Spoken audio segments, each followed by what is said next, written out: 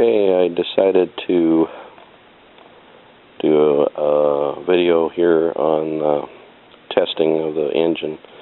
I did the 3-hour break-in period. Actually, the engine ran for 3.5 hours on the non-ethanol gas I bought with no load on it.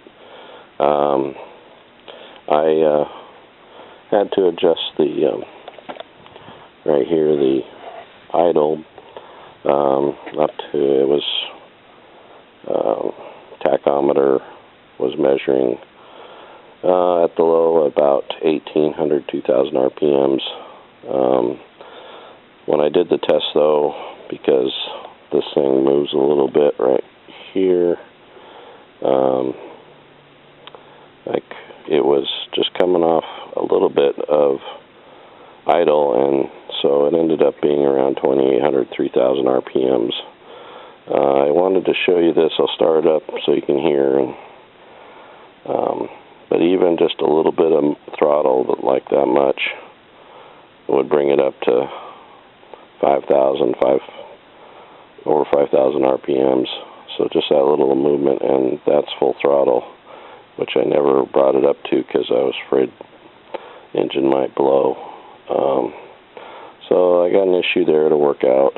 Of course, this is without load, so I'm hoping that with a load, I won't have to worry about that extreme high RPM problem that I'm running into without having a load on it.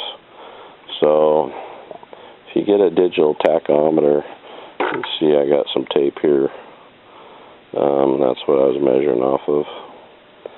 And I'll start it up and show you what it sounds like, and show you that problem that I was having with the high RPMs. And I won't be able to talk because there's a lot of motor engine sound, so you'll be able to see me move the throttle and stuff. Anyhow, then I'll take this muffler off, put on the factory muffler just to see what the sound differences is. And then I'm going to put the cowling and stuff back on and run it that way. Okay, here it is. It's running about 2,000 RPMs right now.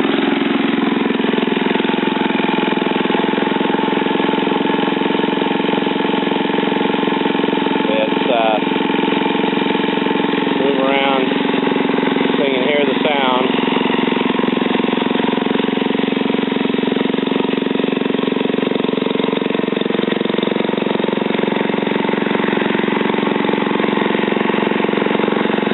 Still warming up a little bit.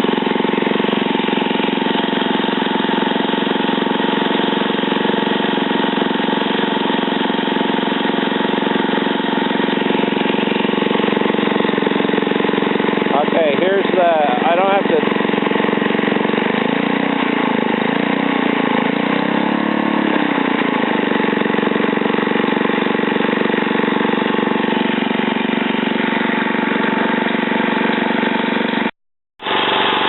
Okay, here is the stock muffler.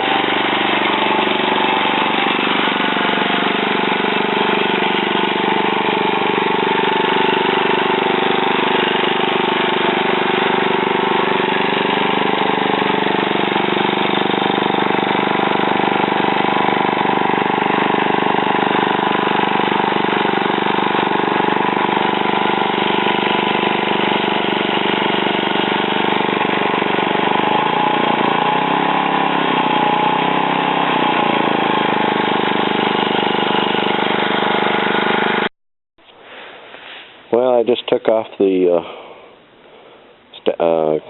exhaust muffler, the one that came with the engine, and one of the things I wanted to point out was the way I have this off switch set up, it didn't work. So it hasn't been working in the last couple of videos. And that created a problem with me getting the engine turned off, because with that muffler over the spark plug, I couldn't pull the spark plug wire. And so I ended up having to come down here with a screwdriver while it was running and back off on the idle, and then put the choke on, and it finally died. But that's another benefit by using the muffler that I put on here, where it gives you access to here, is you can pull this off if you need to shut off the engine. I don't know why this setup isn't working, but I'm sure somebody else out there will comment. But it's not arcing. I had it up like this, so I'm going to have to take this apart and see what's going on, but it's not cutting off the engine when I need it to, so we'll have to figure out that problem. Okay, I wanted to show you the VHT paint again. As you can see, it came off in here and actually underneath the torque tube. This paint that came on the torque tube, when I painted the VHT, it actually dissolved it, and I ended up having to rub it all off and paint onto it. And so I probably didn't do as good a job of prep as I could have. And the only part that maybe I could have made it stick better on the bottom is what I'm trying to say. But right here it gets pretty hot, I think. And so I'll spray some more on and see if it'll stick. But that might be a point I'm not able to get covered with paint. But we'll try to repaint it and see if it'll stick again. But it does a pretty good job of covering the engine and camouflaging it. It's a real good flat black.